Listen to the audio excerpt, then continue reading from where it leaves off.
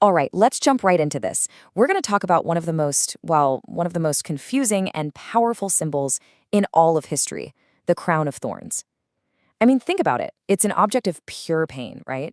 But somehow, it's also become this incredible symbol of purpose. So how does that even happen?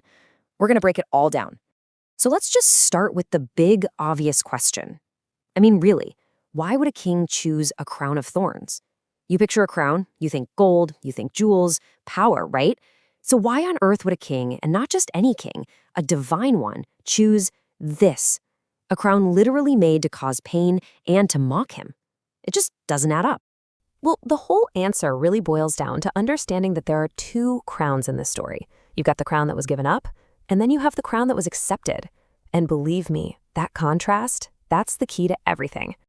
Okay, so first things first, what exactly was left on the table? What was given up? The idea is something called divine glory. Now, try to wrap your head around this. It's a state of, well, ultimate power, total perfection, heavenly majesty. It's a state that is completely separate from all the suffering, all the limits, all the messiness of being human. It's basically the highest possible state of existence. And this is where you really see the scale of this trade-off laid out side by side. On one hand, you have the crown of glory. We're talking divine power, honor, perfection, authority. And on the other hand, the crown of thorns. Human weakness, mockery, pain, humility. This wasn't just, a small step down. This was like jumping across a massive, infinite canyon. So this whole thing brings us to what a lot of people call the Great Exchange. And this is so important to get. This wasn't an accident. This wasn't something that just happened to him. It was a conscious, deliberate, and really purposeful choice to give something huge up. You can almost think of this exchange as happening in three big steps.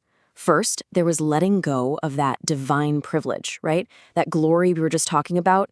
Then, step two, actually embracing what it means to be human in a real, vulnerable body. And finally, the last step, accepting the absolute worst of human suffering. And that crown of thorns, it's the perfect, painful symbol of that final step. There's this quote from the book of Philippians that it nails it. He emptied himself. Now, this is a huge theological idea. It's called kenosis. And it doesn't mean he stopped being divine. Not at all. It means he voluntarily chose to set aside the perks of being divine, the privileges. He did it so he could fully 100% experience what it's like to be human, to be a servant. But here's the thing. The story absolutely does not end with pain and humiliation. This right here, this is the pivot. This is where everything changes. Because that act of accepting the crown of thorns, it completely redefines what words like glory and victory even mean. It literally turns our whole value system upside down. And this is it. This is the transformation. You have this object that was designed for one thing, maximum shame, and it gets turned into the ultimate symbol of sacrificial love. The very thing that was supposed to scream defeat now becomes the banner for a totally new kind of victory. So what does this new transformed symbol really stand for? Well, first, it's a symbol of empathetic love. A love that gets our pain because it's been through it.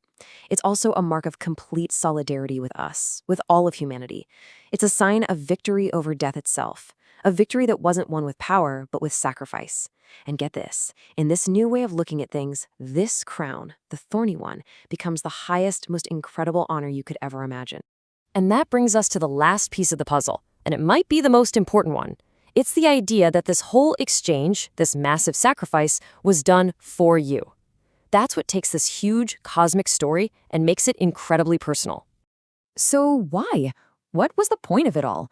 The whole purpose of this sacrifice was to build a bridge across that huge gap between the divine and the human. It was a way of showing once and for all that there is no suffering so deep that it can't be understood, that it can't be redeemed. And that leaves us with something to really think about, doesn't it? This whole story just flips our normal ideas about power on their head. It's suggesting that real glory, true strength, isn't about being in charge or being untouchable. It's found in the willingness to be humble, to sacrifice. So it kind of leaves us with a question for ourselves, right? In our own lives, what does it actually mean to find strength in sacrifice?